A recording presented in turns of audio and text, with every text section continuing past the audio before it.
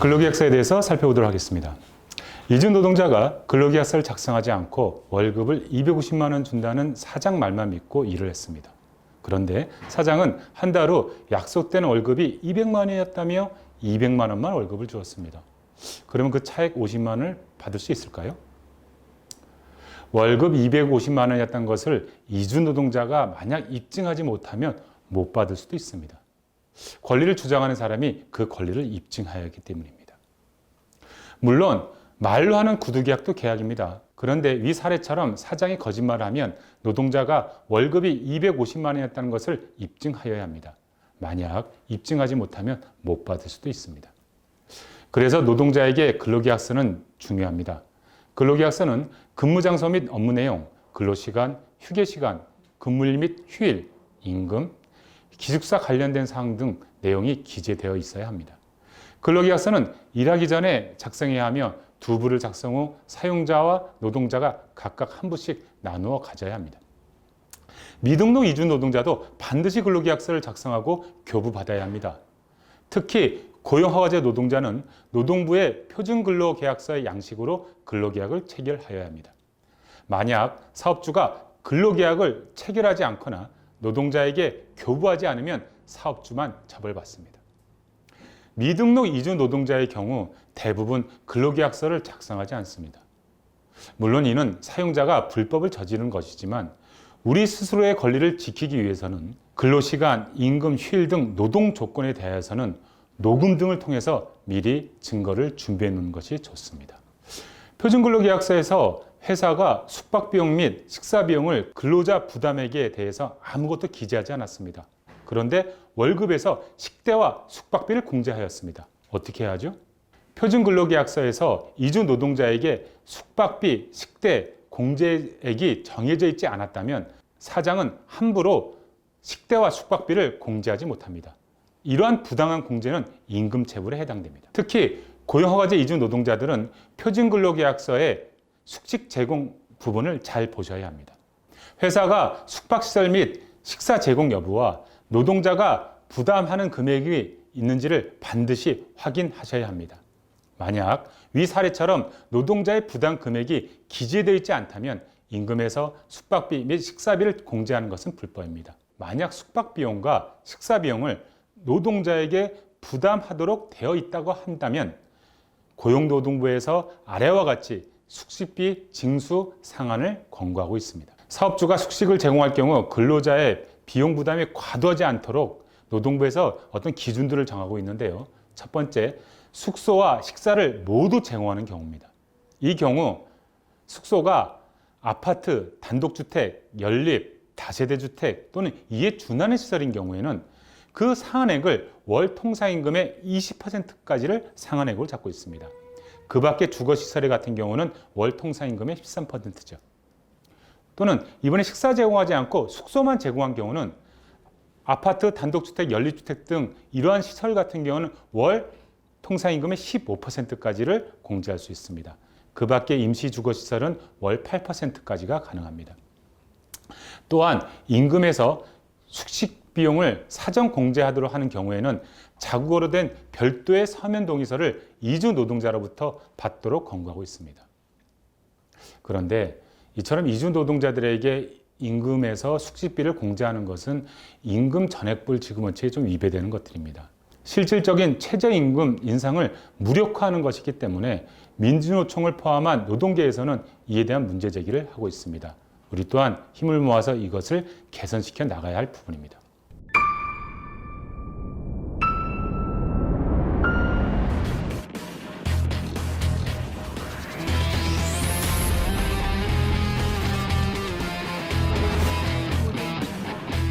최저임금과 퇴직금에 대해서 살펴보도록 하겠습니다. 올해 최저임금이 얼마입니까? 2021년 1월 1일부터 최저시급은 8,720원으로 인상됩니다. 따라서 1월 임금부터는 인상된 임금으로 지급받아야 합니다. 한 달 기준으로 보면 보통 하루 8시간 근무하여 주 5일, 주 4시간 근무할 때 주휴수당까지 포함한 월 최저임금은 182만 2,480원입니다. 꼭 기억하세요. 2021년 시간당 최저임금은 8,720원, 월 최저임금은 182만 2,480원입니다. 미등록 이주 노동자는 1년을 넘게 일해도 퇴직금을 못 받습니까? 아닙니다. 미등록 이주 노동자도 퇴직금을 받을 수 있습니다. 미등록 이주 노동자들도 당연히 노동법을 적용받기 때문입니다. 그래서 1년 이상 계속 일했으면 퇴직금을 받을 수 있습니다. 퇴직금 무엇일까요? 계속 일한 기간이 1년에 대해서 31분의 평균임금을 퇴직할 때 지급받는 제도가 퇴직금 제도입니다. 퇴직금 계산은 31분의 평균임금을 계속 근로연수를 곱해서 산정할 수 있습니다. 평균임금은 퇴직한 날 이전 3개월 동안의 기본급, 각종 수당 등을 사용자로부터 받은 임금 등을 그 3개월 동안의 총 일수로 나눈 금액을 말합니다. 예를 들어서 내가 2019년 1월 1일에 입사해서 2020년 3월 31일까지 근무하였다. 4월 1일에 퇴사했다면 2020년 1월에 받은 임금, 2020년 2월에 받은 임금, 2020년 3월에 받은 임금을 더하고 또 3개월분에 해당되는 연차수당과 상여금을 더한 금액을 그 3개월의 총 날수, 1월이 31일, 2월이 29일, 3월이 31일이었거든요. 합치면 91일로 나눈 금액이 평균임금입니다. 이렇게 계산된 평균임금의 30일을 곱하고 또한 계속 근로연수, 이 사례를 보게 되면 계속 일한 기간이 456일이기 때문에 365로 나누면 계속 근로연수가 나옵니다. 이를 곱하면 퇴직금이 계산됩니다. 대략 계산하면 1년 일하면 한 달 임금, 2년 일하면 2달 임금, 2년 6개월 일하면 2달 반 정도의 퇴직금에 해당됩니다. 구체적인 법정 퇴직금은 인터넷에 많은 프로그램들이 있으니까 이를 활용하시고 고용허가제 이주 노동자들은 EPS 고용허가제 어플리케이션에서 법정 퇴직금을 산정할 수 있습니다. 특히 고용허가제 이주 노동자들은 출국 만기 보험이 퇴직금에 해당되는 것입니다. 다음 질문을 살펴보도록 하겠습니다. 그러면 회사에서 출국 만기 보험으로 퇴직금을 지급한다고 합니다. 그럼 받아야 할 퇴직금을 다 받은 것인가요? 아닙니다. 적게 받을 수도 있습니다. 따라서 법정 퇴직금과 출국 만기 보험을 반드시 비교해 보셔야 합니다. 법정 퇴직금보다 부족한 금액을 만약 받았다 그러면 나머지 차익을 사업주로부터 받아야 합니다. 고용허가제 노동자들은 출국 만기 보험으로 퇴직금을 지급받습니다.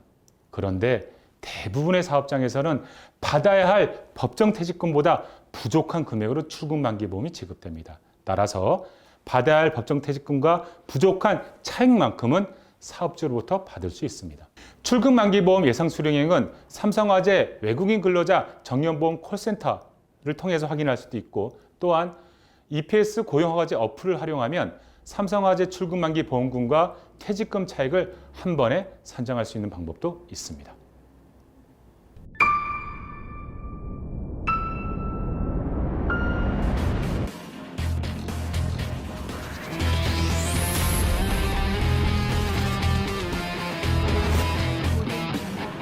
연차휴가와 상시근로자와 관련된 노동법 사항을 살펴보도록 하겠습니다.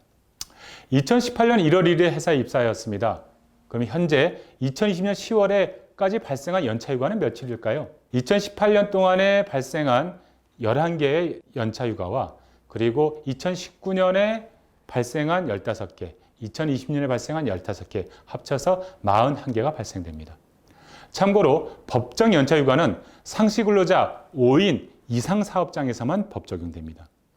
1년 이상 계속 근무하며 80% 이상을 출근한 경우에는 15일, 근로기간이 1년 미만인 경우 또는 1년간 80% 미만 출근한 경우에는 1개월 개근식 1일의 연차 유급휴가를 받을 수 있습니다.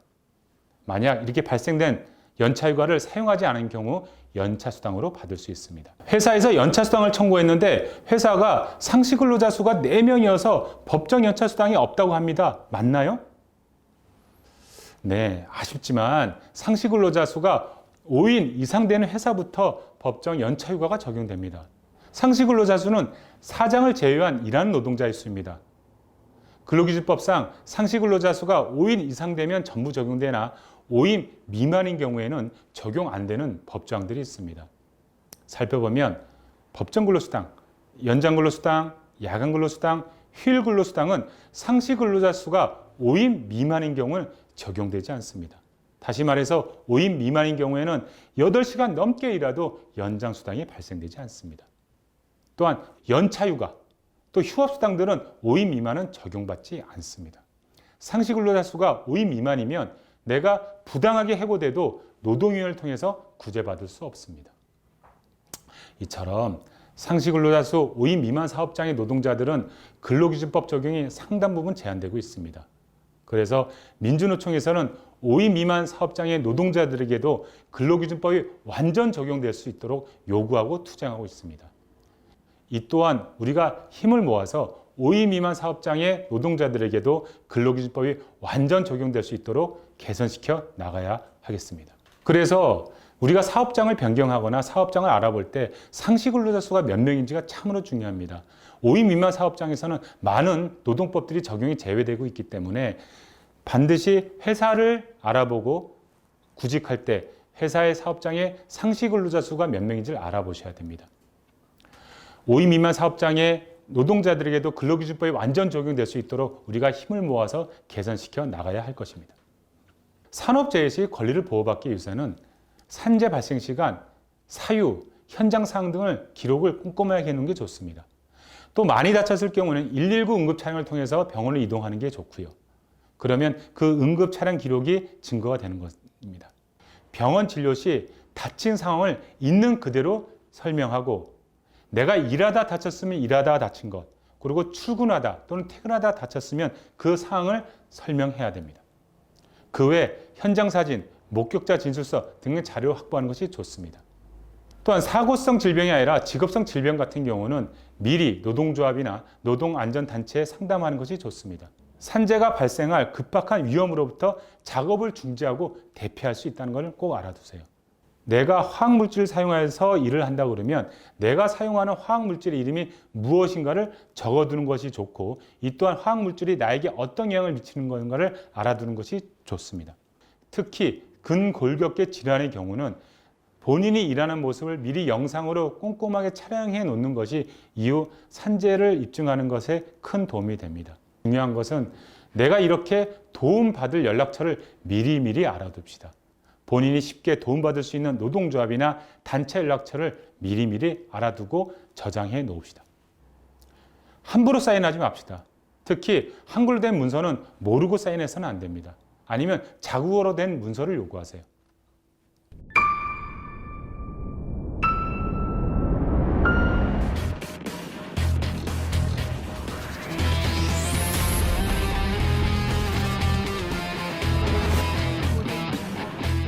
직장 내에서 폭언, 폭행, 성희롱 시 어떻게 대처해야 할까요? 또는 우리들의 권리를 찾기 위한 우리들의 준비에 대해서 살펴보도록 하겠습니다. 회사 내에서 폭언, 폭행 또는 성희롱 등이 발생하면 어떻게 해야 하나요? 사용자 또는 관리자는 사고의 발생이나 그 밖에 어떤 이유로도 노동자에게 폭언, 폭행을 해서는 안 됩니다.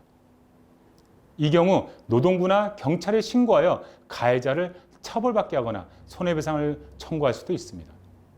폭행에는 육체적인 고통뿐만이 아니라 막말과 욕설 등 폭언을 수차례 반복하는 것도 포함됩니다.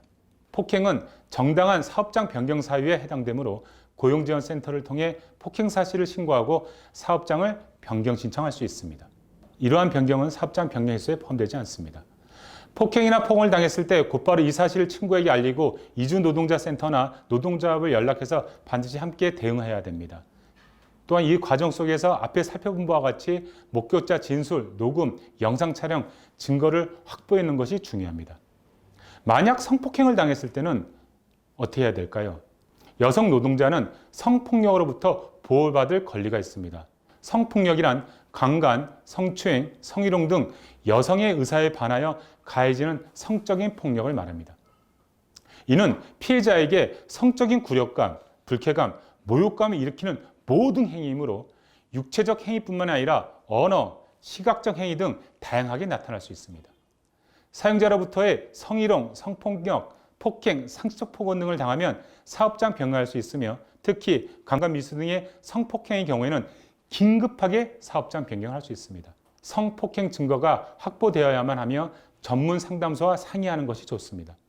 이러한 직장 내 성희롱을 예방하기 위해서 모든 사업주들은 1년에 1회 이상 직장 내 성희롱 예방 교육을 실시하도록 의무화하고 있습니다.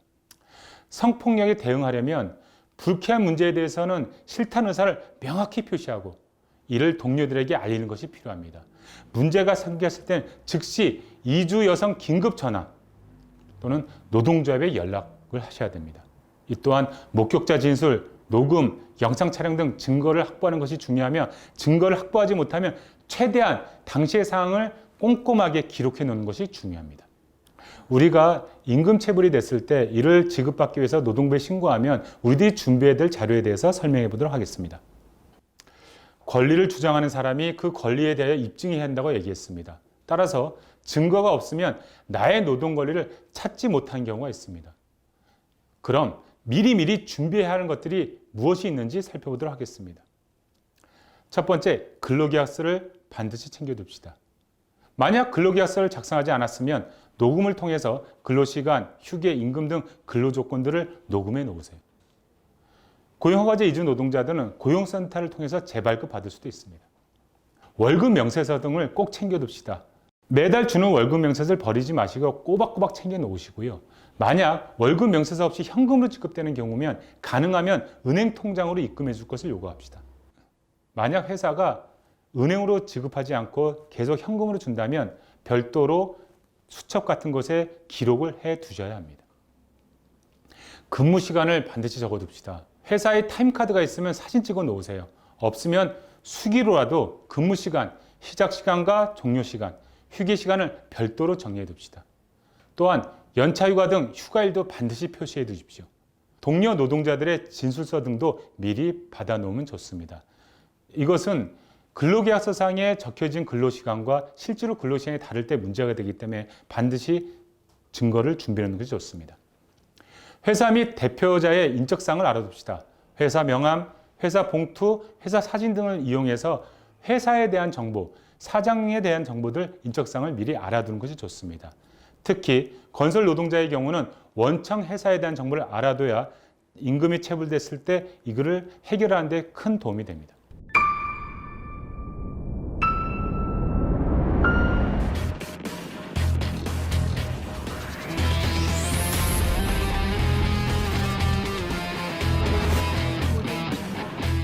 다음은 노동조합과 노동삼권에 대해 살펴보도록 하겠습니다. 이주 노동자도 노동조합에 가입할 수 있나요? 네, 이주 노동자도 당연히 노동조합에 가입하여 활동할 수 있습니다. 노동자는 누구든지 자유롭게 노동조합을 조직하거나 가입 또는 활동을 할 수 있습니다. 따라서 이주 노동자도 설사 미등록 이주 노동자일지라도 노동조합에 가입하여 활동할 자격이 있습니다.